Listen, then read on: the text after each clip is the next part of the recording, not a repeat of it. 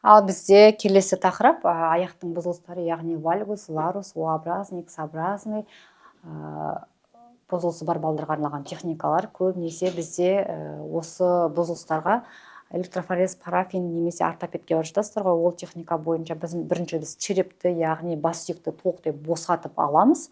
Босатып болғаннан кейін барып аяқтың бұзылыстарын, яғни диафрагмасын дұрыстауға осы техникалар керемет нәтижесін көрсете алады сіздерге. Сіз қанша ортопедпен жұмыс жасағаныңызбен бас сүйекті босатпайынша сізде нәтиже болмайды. Сол үшін бас сүйекті бірінші босатып аласыз, босатып болғаннан кейін осы техникаларды реттілікпен жасаңыздар. Ал бірінші босатып аламыз. Толығымен сүйектерді аяқтың тобықтың тұсынан ұстаймыз. Және де осы техника арқылы аяқтың тонустары, бұлшық еттері, қан айналымды жақсартуға болады.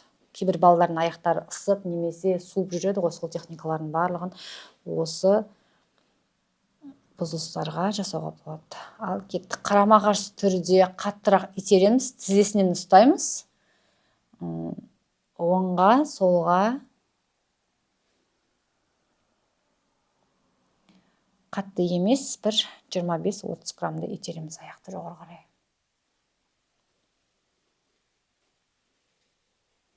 Келесі аяқта да солай, оңға жоғары.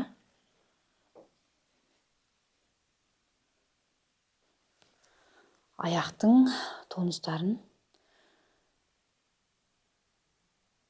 бұлшық еттерін қарама қарсы түрде компрессиялаймыз. Екінші аяқты жасайтын кезде қарама қарсы бетке тұрып жасау керек, себебі сізде нәтиже жақсы болады. Мен тек өзім жақтан жасап көрсете берейін сіздерге. Тізеден жоғары, яғни тағы да компрессиялаймыз. Босаттық. Енді тізедегі бұлшық еттердің, сүйектердің бұзылыстарын жақсартуға арналған жаттығу, яғни қарама қарсы түрде жасасаңыз да болады, немесе бірге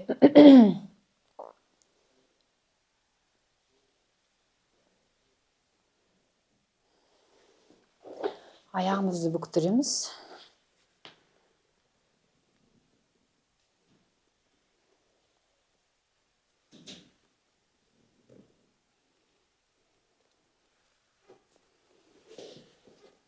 Және де аяқты көтереміз.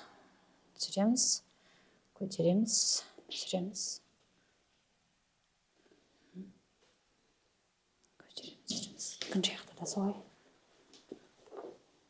Жоғары қарай, төменге, жоғары.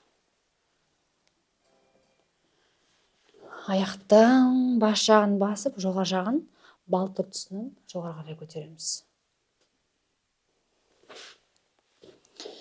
Ал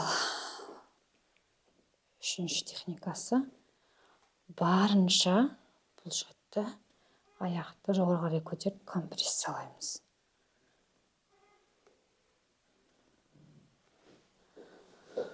Сізге қарама қарсы беттегі аяқты өздеріңіз де осы жақта тұрып жасайтын техника. Мен сіздерді қарама қарсы тұрып көрсете берейін. Қалыпты жағдайда былайынан барынша аяқ қатты тонусқа түспейді.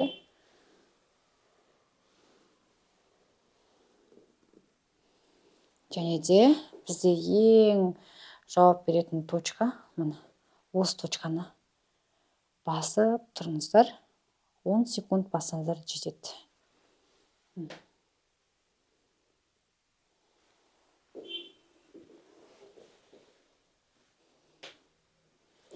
Тізенің жағын компрессиялаймыз. Қарама қарсы екінші бетін компрессиялаймыз. Және де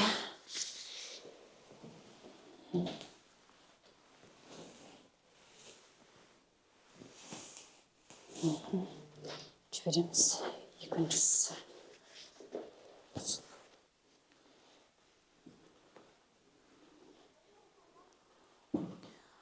осы техниканы жасау барысында балаңыздан керемет нәтиже көресіздер.